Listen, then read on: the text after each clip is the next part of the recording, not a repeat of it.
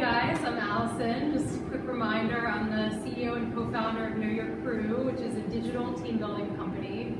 And my talk today is going to focus on convincing you, and it comes well timed after your presentation, that team collaboration is critical to growth, and also that team relationships play a really important role in driving a culture of collaboration.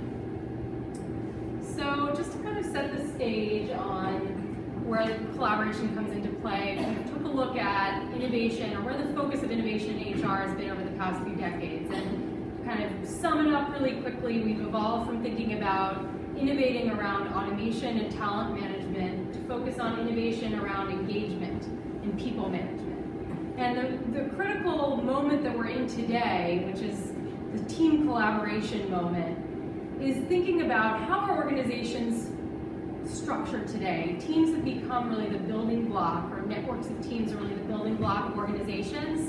And so team collaboration has become the focus, not just organizational-wide culture, but really the culture at the team level. And I think we all sort of intuitively know that teams matter. I mean, we're all probably spending a lot of our time collaborating with people to get to outcomes, so it helps to put a few numbers behind this. And it's quite interesting. Collaboration, or the increase in collaboration, has basically doubled over the last decade. And almost 50% of jobs involve high levels of collaboration. So hopefully this will convince you that collaboration is on the rise.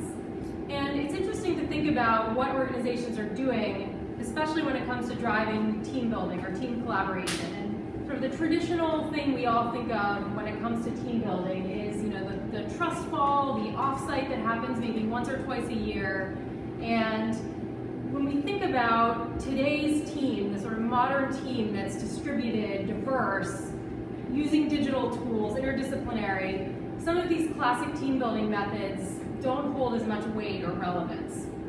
And I think in particular, thinking about the interdisciplinary team and people coming together rapidly around a product or a project to solve a problem, that's the way people are working today, and you need to actually accelerate the process of team connection when you're in that kind of environment. So I thought it would be helpful to tee up a few examples of what companies are doing to try to address team relationship building and sort of the rise of collaboration that goes beyond sort of the most traditional form of team building.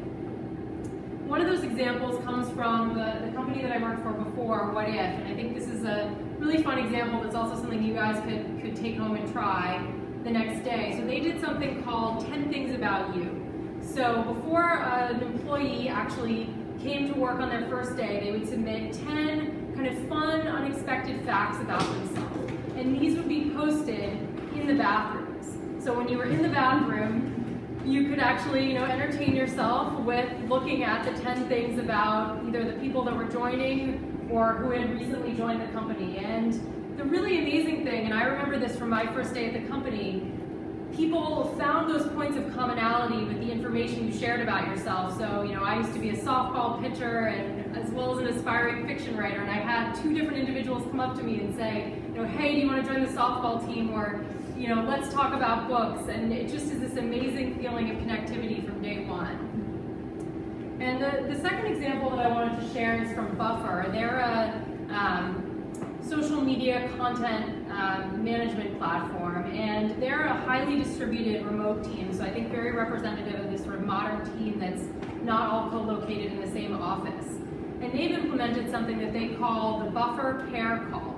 So it's similar to the Donut AI concept in terms of using automation to pair people up and connect them for an individual session. And on the Buffer Pair Call each week, they have a round-robin algorithm that connects up two people who are not in the same office and schedules a 10, 20-minute phone call for them where they video conference, and it's a pretty loose agenda, share what they're working on that week, but it's just a way to put a little bit of structure around creating close relationships on teams.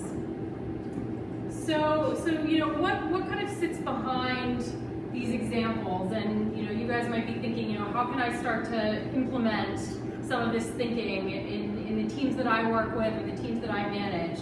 And you might have been wondering, since you saw the title of my presentation, what reciprocal self-disclosure is all about.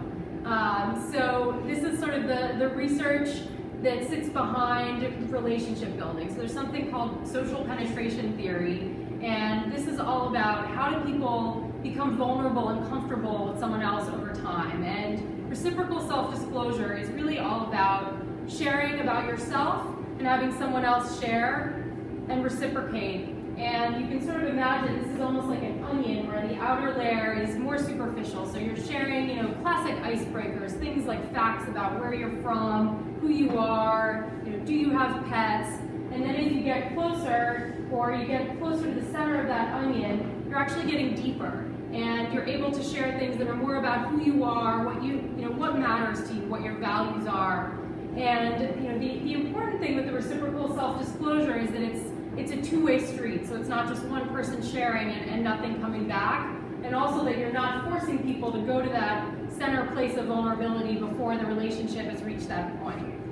So to close, I wanted to leave you guys with two things you could go home and do tomorrow. And the first one is actually to check out Google's Rework site. I don't know if you guys have seen this, but Google has actually been championing this whole concept of team relationship building and team dynamics. And they created a website that's all about, basically making people's working lives better, and has a compilation of free tools for managers and teams, and brings to life this concept of reciprocal sharing, and has some prompts for managers to use with their teams for getting to know each other. So definitely recommend you check that out.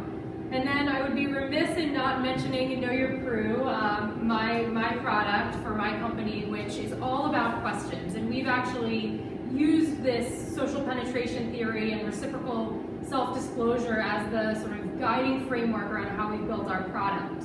And you can actually take these 3 questions and pose them to your team tomorrow at the start of a meeting, or even to make your networking conversations a little more interesting after the presentations. And the idea with Know Your Crew is that we serve up content to a team, and people share about themselves with their teammates, and then there's a game dynamic where people test their knowledge of each other. So if you ran a food truck, what would it serve? I might select tacos, and so someone would have to actually know me well to know that would be my answer. And I'll leave you with these 3 fun questions to consider your answers to, and yeah, thank you guys.